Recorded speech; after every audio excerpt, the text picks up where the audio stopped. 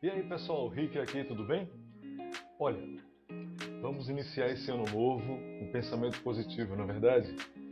Eu estava conversando outro dia com uma parente minha Sandra, prima, beijão no seu coração, e ela me deu uma sugestão de que eu pudesse vir aqui conversar com vocês, passar umas dicas do meu dia a dia, sabe? Daquelas minhas experiências que eu tenho com minha mãe. Eu não sei se vocês sabem, mas alguns amigos devem se lembrar. Eu vivo com a minha mãe hoje. Ela é uma senhora de 86 anos de idade e ela tem Alzheimer. E Alzheimer, meus amigos, é uma doença que afeta muito mais os parentes do que o paciente em si. Eu falo psicologicamente mesmo. Então, a ideia que a minha prima, Sandra, me deu foi justamente essa, de que eu pudesse compartilhar com vocês as minhas experiências e até passar algumas dicas que possam ajudar outras pessoas que estejam em situação parecida a enfrentar esse dia a dia. Antes, vamos entender um pouco o que é o Alzheimer. Segundo a Associação de Alzheimer nos Estados Unidos, ele pode ser definido como um mal que acontece no cérebro e que está por trás de 60% a 80% dos casos de demência no mundo. Tá? É uma questão de proteínas, né, que vão desligando as conexões dos neurônios, né, dos pacientes. E com isso, eles vão perdendo as memórias, principalmente as memórias de curto alcance. Tá? E vão ficando apenas aquelas memórias mais antigas. Por isso mesmo que muitos pacientes de Alzheimer, eles lembram de pessoas que já morreram, por exemplo, mas não lembram que elas morreram. Entende? Ficam chamando essas pessoas. E muitos não retêm, né, informações básicas, como, por exemplo, eles acabam de comer, né, daqui a 5 minutos perguntam, você não vai me dar minha comida? Então, muitos pacientes são assim, porque o Alzheimer ele vai destruindo essas conexões entre os neurônios. E tem sido um grande desafio para a medicina definir, né, a causa exata do Alzheimer. Eles sabem como acontece, mas não sabem a causa, o que motiva, o que leva a pessoa a desenvolver essa doença. Como eu estava falando para vocês, a minha mãe tem 86 anos e já tem 6 anos que eu descobri que ela estava com Alzheimer, né? Que é uma outra questão também. Né? Os pacientes de Alzheimer desenvolvem a doença e se você não estiver muito atento ao que está acontecendo no dia a dia da pessoa, você acaba só percebendo quando já está muito avançado. Pode ser um esquecimento de uma roupa, de onde colocou uma roupa, de onde colocou um objeto, o esquecimento mesmo do tipo de produto que está utilizando para fazer a sua própria comida. Eu lembro de uma vez que minha mãe colocou tempero para fazer café. Tempero mesmo, aquele de temperar carne, sabe? E a gente achou engraçado na época e não sabíamos que isso já era o Alzheimer atacando. Eu descobri que ela estava com Alzheimer quando ela se perdeu na rua e as pessoas levaram ela até um posto médico. Lá no posto médico identificaram ela, sabiam que ela era minha mãe e telefonaram para mim, porque na época eu trabalhava numa universidade de saúde aqui em minha cidade. Bem, eu prometi trazer dicas, né? Então, a primeira dica que eu estou trazendo é essa. Fiquem bastante atentos. O Alzheimer, ele costuma atacar já a partir dos 70, 60, 70 anos de idade, ele começa a dar alguns sinais. Né? E é importante você ficar alerta, né, sobre o seu pai, a sua mãe, seu irmão, um parente seu que esteja com quem você esteja vivendo, porque nesse processo eles acabam se ferindo, acabam se machucando, acabam se perdendo, e isso é muito perigoso.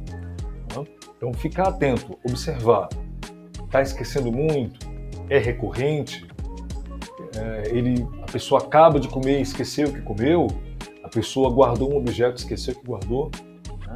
Isso é bastante importante você ficar alerta.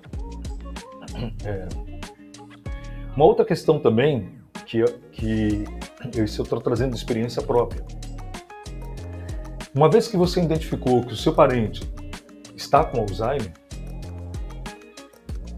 atividades que possam ajudar, né, a retardar o avanço da doença são necessárias.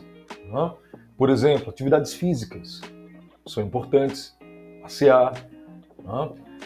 Fazer exercícios de caminhada, ou se a pessoa tiver um pouco mais de saúde, até exercícios físicos mais puxados, mais elaborados, evidentemente que com acompanhamento do médico, ajuda a ele não evita o Alzheimer, mas ele ajuda a ele diminuir a aceleração, né? Ele ajuda a diminuir a aceleração da doença. Também algumas atividades laborais, né?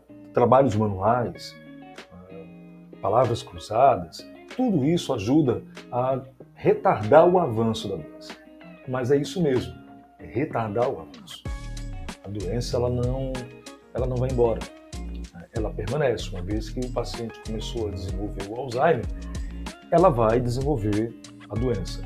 Agora, a velocidade com que ela vai desenvolver essa doença, né, depende muito de como você trata, né, essa doença, como é que você trata a rotina do paciente. Outra coisa, estabelecer rotinas é importante para que a pessoa possa, ter o senso de utilidade. Eu não vou contar tudo aqui, porque senão o vídeo vai ficar muito longo, né, e ficaria chato de assistir. Mas eu queria, antes de encerrar esse vídeo, deixar uma dica importantíssima para você que convive com a pessoa com Alzheimer. Procure ajuda profissional. Eu lembro perfeitamente que quando se estabeleceu isso, que minha mãe estava no estágio mais agressivo da doença, onde ela batia, onde ela queria fugir de casa, e eu tinha que estar vigilante o tempo todo, eu tive que procurar a ajuda de um psicólogo. A depressão, que é um mal do século, né, ela invariavelmente acaba atingindo as pessoas que tomam de conta do paciente com Alzheimer, os parentes, sabe? Porque é muito difícil você ver aquela pessoa que criou você, aquela pessoa com quem você conviveu a vida inteira, né, se perder a si mesmo, perder o senso de individualidade, perder o senso de independência, de utilidade, né? E isso afeta muito a pessoa que toma de conta do paciente de Alzheimer. Mas a ajuda psicológica, pelo menos para mim funcionou assim, né? Ela te dá condições de entender o processo. Primeiramente, o seu processo diante da situação, como é que você, né, precisa estar diante daquele problema e o que você pode fazer. E principalmente, saber que tudo aquilo que você faz, apesar de parecer não suficiente, é tudo que é possível ser feito.